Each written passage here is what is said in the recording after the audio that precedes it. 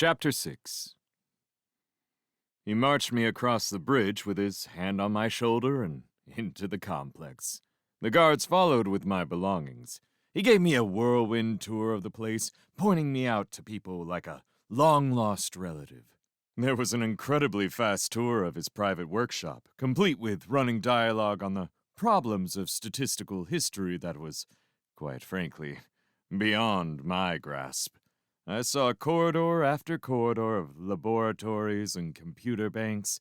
I saw recreation areas and living quarters and the room I was going to have. I saw secretaries and assistants and crew. I saw his fellow scholars and their growth charts and their equipment. I saw Laya. I saw Karen. Saw that they hated each other. We ate. 12 of us sat around a beautiful mahogany table and feasted on fresh vegetables and wine that I was told was home-sanction grown.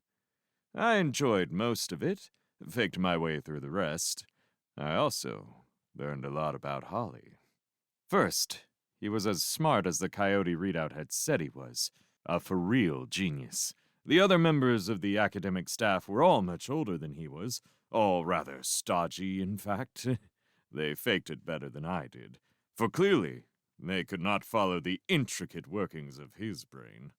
They spent a lot of time at that dinner table, nodding sagely and sometimes in awe, sometimes in bewilderment, but always hating the too smart little bastard.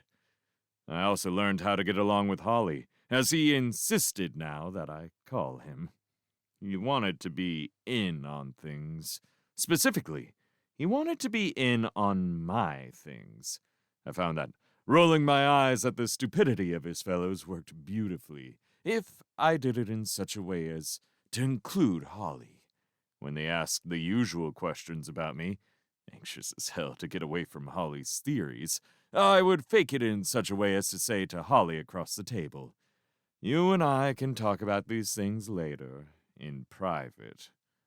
Holly sucked it in like it was his last breath. After eating, we went out on the terrace. I separated myself from the rest. I stood at the balcony, sipping and smoking. Sanction City glowed dully across the river. Waves of anger and hatred rose strongly into the sky.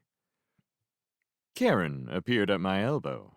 She leaned against the railing, sort of uncoiling against it like a cat looking for a tummy rub. We stared at each other that way for a few seconds, my gaze blank. "Did you really come here just to see Holly?" she asked at last in a husky tone. "Really and truly." "You've really heard of him?" "Uh-huh." "You know much about his work?" "Not as much as I'd like." She nodded vaguely at this, allowing her hair to slide lusciously across her cheek. "How long will you be here?" "That depends." "On what, Jack?" she asked, and rolled a smile across her shoulder. "There's a stench when somebody wants to fuck your name." It rolled across with the smile on the way she said, "Jack." I hated it, of course.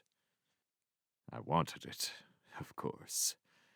The way she had of sort of trembling with bursting sensuality. "Are we fucking?" I asked bluntly. "Or just dancing? Or are we gonna dance now and fuck later? Nothing else will do. I'm a busy man." She stood up straight and got red, then white, reminding me suddenly of the fat man from the bridge. "Make your move, Pudding," I added. Her trembling was no longer the good trembling, but from fury against things women hate, like pointing out the obvious and laughing. She turned, after a long, hateful look, and stalked stiffly away. Her drink trailed liquid, unnoticed, on her white knuckles. Across the terrace, Holly stood red-faced himself, all but shouting at a crowd of younger scholar types. Whatever it was that he was for, he was really for it.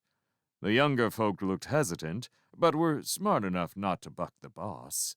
The older folk had extended the nodding outside, mumbling echoes of his more vociferous remarks. As I reached the edge of the crowd, faces turned in my direction. Holly noticed this and followed suit. He looked embarrassed suddenly at his own intensity. He slipped out an arm for me as if for corroboration.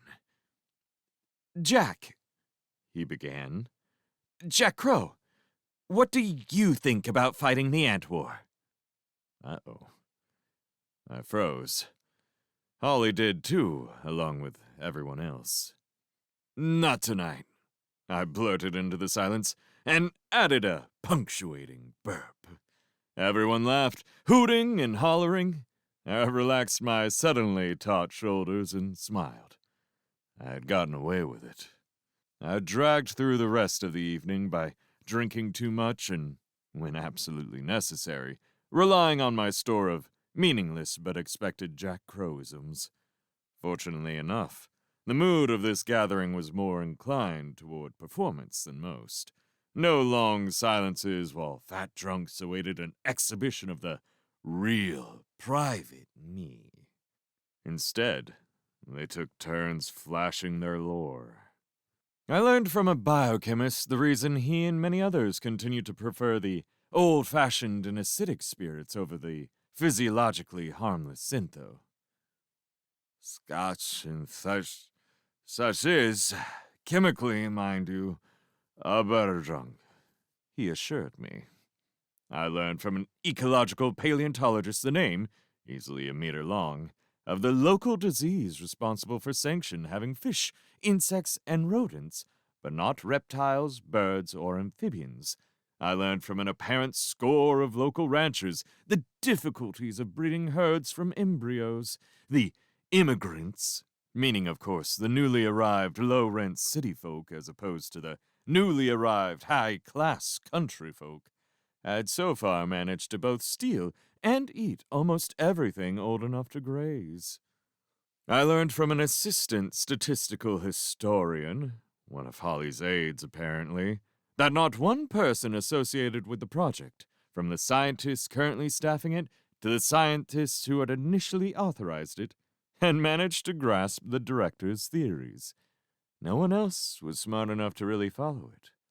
But they were, all of them, smart enough to know that Hollis Ware was smart enough. Or something. But then it was over, and I was shown to my suite. I peeled out of everything, took aim at the bed, and somebody tapped on my door. Karen stood swaying, so blonde and precious I could taste her skin. She took a deep breath. "All right," she whispered. "No dancing." "You mean fucking?" I asked cruelly. She bit her lip. Her eyes were shining. She nodded. I pulled her in and slammed the door.